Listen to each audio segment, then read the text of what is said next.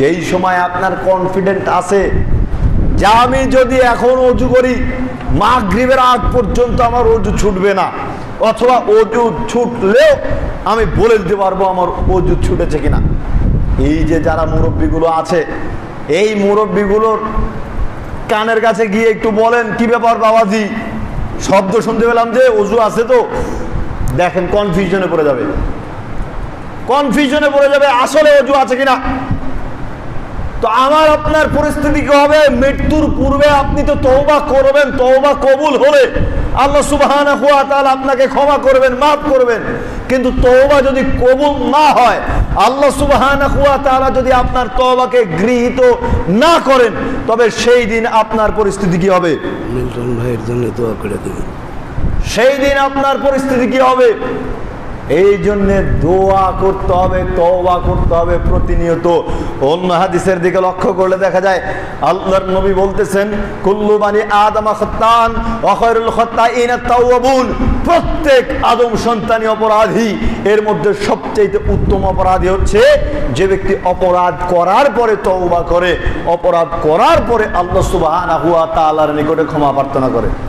আরে আমি আপনি সকলেই অপরাধী। এই অপরাধ থেকে বাঁচতে হলে একটা বার আল্লাহ সুবহানাহু ওয়া তাআলাকে ডাক দিয়ে বলেন, প্রতিপালক দয়াবান ক্ষমাশীল, আমি অপরাধটা করেছি, আমি পাপ করেছি, আমি ভুল স্বীকার করতেছি, তুমি আমার অপরাধটাকে ক্ষমা করে দাও।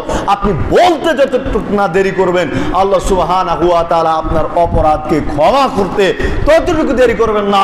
অপরাধ ক্ষমা চাওয়ার সঙ্গে সঙ্গে আল্লাহ সুবহানাহু ওয়া তাআলা আপনাকে ক্ষমা করে দেবেন ইনশাআল্লাহ। তাহলে ক্ষমা চাই না, বলছিলাম যে আল্লাহর নবী বললেন দুইটা নিয়ামত রয়েছে যার ব্যাপারে অধিকাংশ মানুষই ক্ষতিগ্রস্ত। তার একটা নিয়ামত হচ্ছে সুস্থতা। এই সুস্থতার কথা মনে আসলেই বিশেষ করে নামাজের কথা মনে আসে, সালাতের কথা মনে আসে।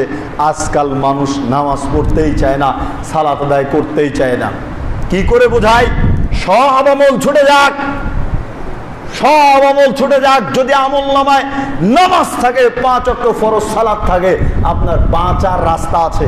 আপনি যে কোনো মূল্যে বাঁচতে পারেন, বাঁচার আপনার একটা রাস্তা আছে।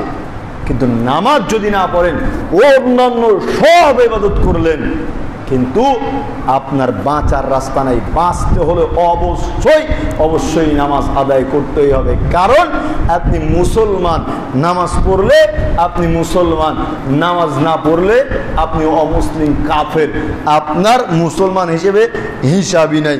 তবে আপনি চিন্তা করুন আপনার পরিস্থিতি কি।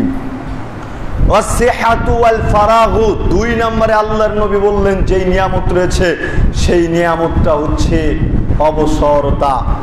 অবসরতা, এই যে যারা কর্মঠ মানুষ রয়েছে, যারা চাকরিজীবী রয়েছে, ঈদের ছুটিতে এসেছিল, ভাই ব্রাদার আত্মীয় স্বজনদের সাথে কত সময় ব্যয় করলো। আগামীকাল থেকে অনেক অফিসই খোলা হবে, শনিবার রবিবার পর্যায়ক্রমে অনেক অফিস খোলা হবে। এই চাকরিজীবীদেরকে বলেন আজকে যে সামনের সোমবারের দিন বা মঙ্গলবারের দিন বা তার যেই দিন অফিস খুলবে, এই দিনে এই কোনাবাড়িয়া ঈদগাহ মাঠে বিরাট একটা আলোচনা সভার আয়োজন করা হচ্ছে। কোরআন এবং হাদিস থেকে আলোচনা হবে, দোয়া কালাম শিক্ষা হবে বা ইসলামিক দার্স হবে। সকলেই বসেন, দোয়া কালাম শিখেন, সুবহানাল্লাহ আলহামদুলিল্লাহ পড়লে অনেক অনেক নেকি হবে। আসমান জমিনের মধ্যকার ফাঁকা জায়গাগুলো নেকিতে পরিপূর্ণ হবে। তারা সকলেই বলবে মোহাম্মদ আলী ভাই সাহেব কথা তো ঠিকই বলেছেন, দিনী কাজে আমাদের সময় ব্যয় করা উচিত, কিন্তু কি করব, আমি তো ব্যস্ত মানুষ, আমার তো চাকরিতে যেতে হবে। কথা তো তার ঠিক আছে, চাকরিতে যেতে হবে, কিন্তু যারা অবসর আছে এরা তো বুঝতে পারেন এই ব্যস্ততা কি জিনিস। ব্যস্ততা এত ভয়ানক একটা জিনিস। যখন ব্যস্ত আপনি হবেন, আপনার মা আইসিইউতে থাকবে, আপনার স্ত্রী আইসিইউতে থাকবে, আপনি দেখার মতো সুযোগ পাবেন না। আপনি এত ব্যস্ত হয়ে উঠবেন, কিন্তু এই ব্যস্ততা কাটিয়ে আপনি এখনো অবসর আছেন, এই অবসরটাকে মূল্যায়ন করছেন না। যখন আপনি অবসর আছেন 2 রাকাত সালাত আদায় করেন, অবসর আছেন কোরআন তেলাওয়াত করেন, বলবেন মোহাম্মদ আলী ভাই সাহেব আমাকে তো বাজারে যেতে হবে, হাট ঘাট করতে হবে, ইত্যাদি ইত্যাদি। আরে না পারলে অন্তত মনে মনে জিকির করেন, সুবহানাল্লাহ, আলহামদুলিল্লাহ, লা ইলাহা ইল্লাল্লাহ, আপনি জিকির করতে থাকেন। কিন্তু পারেন না, আফসোস, কারণ আপনার কথায়ও আপনি ব্যস্ততা, সময় তো আপনার হাতে নাই, কই কথাতেও আপনি ব্যস্ত আছেন। আপনার বন্ধুর সাথে কথা বলতে হবে, চাষ চলে যে আপনার সাথে বসে থাকে চা খায় তার সাথে কথা বলতে হবে, আপনি ওই সময়ের ফাঁকা জায়গাতে ফাঁকা সময়ের মধ্যে সুবহানাল্লাহ, আলহামদুলিল্লাহ, আল্লাহু আকবার এই শব্দগুলো উচ্চারণ করার মতো আপনার সময় নেই। আপনি এত ব্যস্ত হয়েছেন, ব্যস্ত তার মানে আপনার উপর অভিশাপ রয়েছে। আপনাকে অন্যদিন বলার চেষ্টা করব।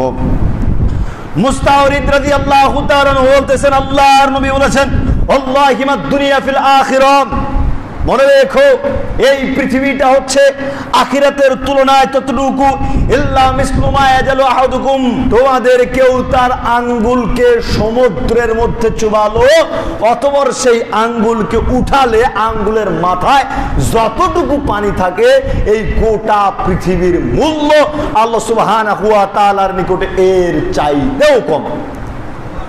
আর এই পৃথিবী নিয়ে আমি আপনি ব্যতিব্যস্ত। যেই গোটা পৃথিবীর মূল্য আল্লাহ সুবহানাহু ওয়া তাআলার নিকটে আমার আপনার আঙ্গুলে সমুদ্র থেকে যেই পানি উঠে, এই সমুদ্রের পানির কাছে যেমন এই 1 ফোঁটা আঙ্গুলের পানি কিছুই নয়, কিছুই নয়, ঠিক তেমনি ভাবে আল্লাহ সুবহানাহু ওয়া তাআলার নিকটে এই গোটা পৃথিবীর মূল্য কিছুই নয়, কিছুই নয়। আমি আপনি ইবাদত যদি না করি আল্লাহ তাআলার বিন্দু মাত্র যায় আসে না, বিন্দু মাত্র যায় আসে না। মনে রাখেন, গোটা পৃথিবীর মানুষ যদি ক্ষতিগ্রস্ত হয়, জাহান্নামে যায়, তাতে আল্লাহ তাআলার বিন্দু মাত্র যায় আসে না, যায় আসে আমার আর আপনার। আমি আপনি যদি আল্লাহর কথা মতো না চলি, তবে আল্লাহ সুবহানাহু ওয়া তাআলা আমাদেরকে পানিশমেন্ট দিবেন, আমাদেরকে শাস্তি দিবেন, আমি আপনি ক্ষতিগ্রস্ত হব। তাহলে সেই আল্লাহ সুবহানাহু ওয়া তাআলাকে আমরা ভুলে গিয়ে কি করে পৃথিবীর বুকে এভাবে একেবারে পরকাল বিমুখ হয়ে জীবনযাপন করতে পারি। আর একটা গুরুত্বপূর্ণ হাদিস উল্লেখ করছি, লক্ষ্য করেন। জাবির ইবনে আব্দুল্লাহ রাদিয়াল্লাহু তাআলা বলতেছেন, আল্লাহর নবী একদা একটা বাজার দিয়ে যাচ্ছিলেন, বাজারে প্রবেশ করার পরেই দেখতে পেলেন, বাজারে প্রবেশ করার পরে দেখতে পেলেন একটা মরা কান কাটা ছাগল সেখানে পড়ে আছে। মাররাবি সুকি দাখিলান, মরা কান কাটা ছাগল পড়ে আছে। আল্লাহর নবী এই মরা ছোট ছাগলের বাচ্চা, কান কাটা ছাগলের বাচ্চার কান ধরে উঁচু করে বলতেছে, সঙ্গী সাথী তোমরা কি এই ছাগলের বাচ্চাটাকে কেউ কিনে নিবে? তখন সাহাবাগণ বলে ওঠেন, আল্লাহর নবী না, আমরা এটাকে কিনবো না, এটা ছোট, এটা মারা গিয়েছে, আমরা এটাকে কিনবো না। তখন আল্লাহর নবী বলতেছেন, তাহলে কি তোমরা এটাকে ফিরি নিবে, মাংনা নিবে? তখন সাহাবাগণ বলতেছেন, আল্লাহর নবী এ জীবিত থাকলেই দোষযুক্ত ছিল, ওর কান কাটা ছিল, আর এখন তো মারা গিয়েছে, এখন আমরা এটাকে ফিরি দিলেও নিব না। চামড়ার মূল্য আমরা তো বুঝতেছি না এখন। 5 বছর 10 বছর পূর্বে প্রচুর দাম ছিল, কিন্তু প্রচুর দাম ছিল। আমরা ছোটবেলায় দেখেছি আমাদের এলাকাতে ওই কি বলে, গরু ছাগল মারা গেলে সেই জঙ্গলের মধ্যে ফেলে দিয়ে আসলে মুটি এসে একেবারে সুন্দর করে ফেরে টেরে নিয়ে চলে যাচ্ছিল, একেবারে লুকায় নিয়ে যাচ্ছিল। প্রচলন ছিল কি, যে ও ছিলতে ছিলতে আর এক মুটি এসে যদি এক টান মারে তবে ওকে অর্ধেক ভাগ দিতে হবে। এরকম একটা পরিবেশ ছিল, এত দাম ছিল। যা হোক, আল্লাহর নবী এবারে যখন বললেন যে তোমরা যে এটাকে ফিরিয়ে নিতে যাচ্ছ, মাংনা নিতে যাচ্ছ, তখন সাহাবাগণ বলতেছেন, আল্লাহর নবী এটা জীবিত থাকলেও আমরা নিতাম না, কারণ এর কানটা কাটা ছিল, আর এখন তো মারা গিয়েছে, এখন আমরা এটাকে দিয়ে কি করব? এ কারণে আমরা এটাকে নিব না, ফিরিয়ে দিলেও নিব না। তখন আল্লাহর নবী বলতেছেন, সঙ্গী সাথী মনে রেখো, এই মৃত কান কাটা ছোট ছাগলটা তোমাদের নিকটে যতটা নিকৃষ্ট, যতটা অপ্রয়োজনীয়, আল্লাহ সুবহানাহু ওয়া তাআলার নিকটে এই পৃথিবীটাও ততটাই অপ্রয়োজনীয়। ততটাই অপ্রয়োজনীয়।